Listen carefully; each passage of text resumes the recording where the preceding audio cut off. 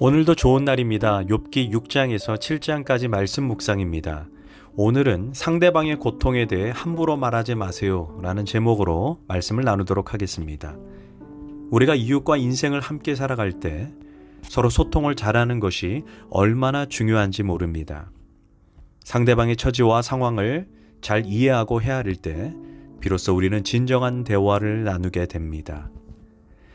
욥의 세 친구가 욥에게 찾아와 욥의 고통을 이해한다 하지만 그의 아픔을 헤아리지 못하고 단지 관찰자의 입장에서 제3자의 입장에서 자신들의 견해만 주장한다는데 불행의 시작이 있습니다. 욥은 지금 자녀와 재산을 모두 잃어버리고 거기다가 온몸에 극심한 피부병으로 발바닥에서 정수리까지 기와 조각으로 긁고 있는 처참한 상황입니다.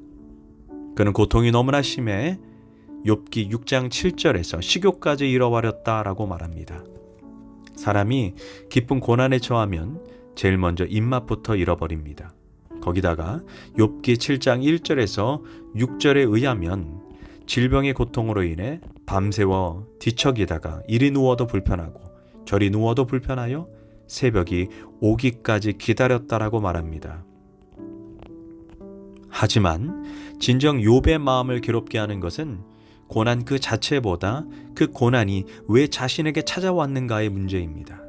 아무리 생각해도 욥은 이해가 되지 않았습니다. 하지만 욥의 친구들이 욥의 고난을 너무나 쉽게 단정짓고 판단하고 정죄했다는 것입니다. 그들은 이 땅에서 형통한 사람은 형통할 만한 이유가 있고 반면 고난을 겪는 사람은 고난을 겪을 만한 이유가 있다는 것입니다. 결국 인생은 자신이 심은 대로 열매를 거둔다는 것입니다. 그들은 인과응보의 원리로 욥의 고난을 단죄했습니다.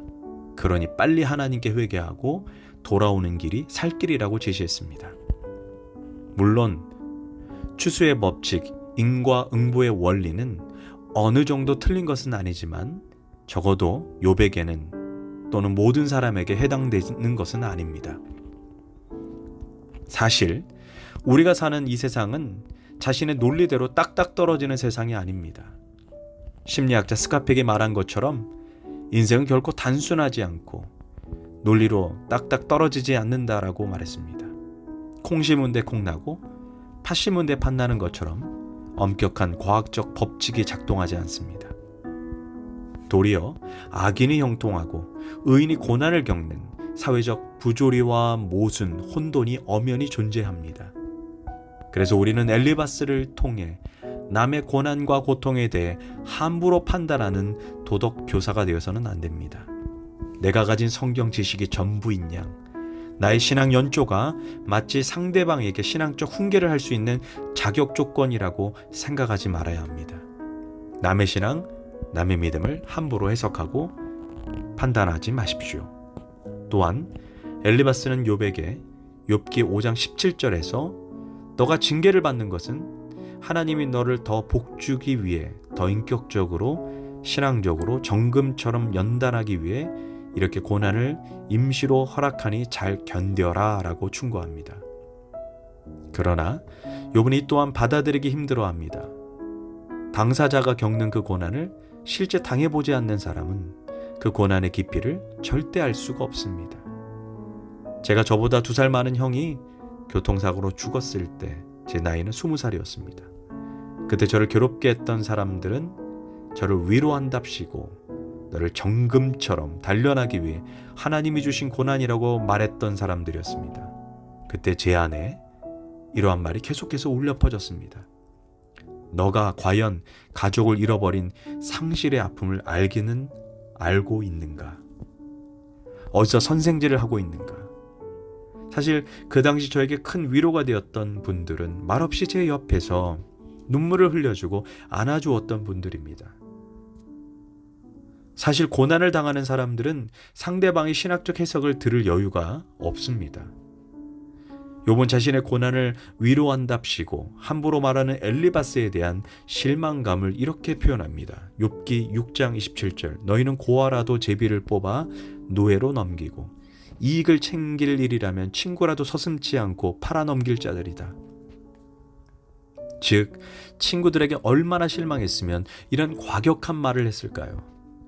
욥 자신의 서운함이 얼마나 가슴에 사무쳤으면 이러한 말을 내뱉었을까요? 자신은 하나님과 사람들 앞에 결백하다는데 친구들은 관찰자 입장에서 거짓말하지 말라는 것입니다. 그로 인해 욥의 심기가 틀어져 버린 것입니다. 이제 욥은 자신의 아픔을 하나님께 직설적으로 토로합니다. 욥기 7장 15절에서 16절을 보면 차라리 숨이라도 막혀버리면 좋겠습니다.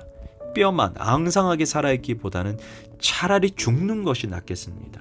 나는 이제 사는 것이 지겹습니다. 영원히 살 것도 아닌데 제발 나를 혼자 있게 내버려 두십시오. 내 나날이 허무할 따름입니다. 욥과 같이 이해할 수 없는 부조리한 고난을 겪어본 사람만이 할 수 있는 원성입니다. 이는 로뎀나무 아래서 저는 이렇게 살 수 없습니다. 차라리 저를 죽여달라는 엘리야의 선지자 모습을 연상하게 합니다. 사실 욥의 이런 모습은 1장과 2장에서 보여주었던 욥의 인내와 겸손의 모습과 사뭇 달라 보입니다. 믿음이 깊어 보이는 모습은 아닙니다. 물론 우리는 욥의 의연함, 한결같이 순전한 믿음에 적지 않은 감동을 받는 것은 사실입니다. 그러나 사실 그때보다 지금이 욥의 모습에서 훨씬 더 인간미를 우리는 느끼고 있지 않습니까? 욥도 우리와 마찬가지로 자신의 신세를 한탄할 수 있구나.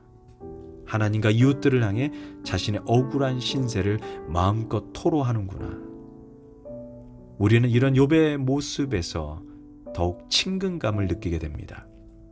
우리도 욥처럼 하나님 앞에 더욱 솔직해져야 합니다.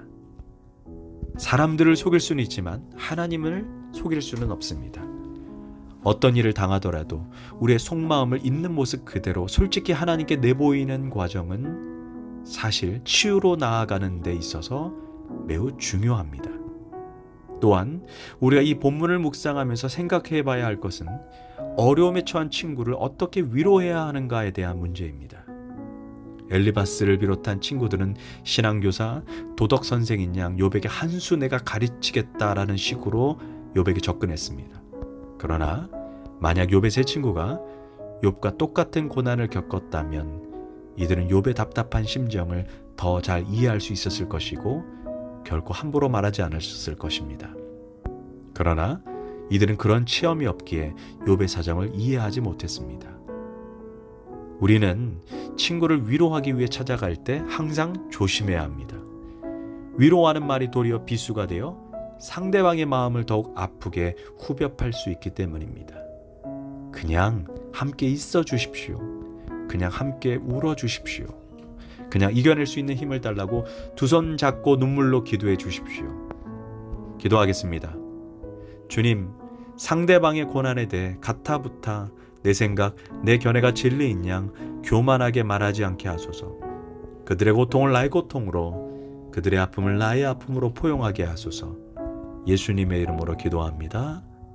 아멘.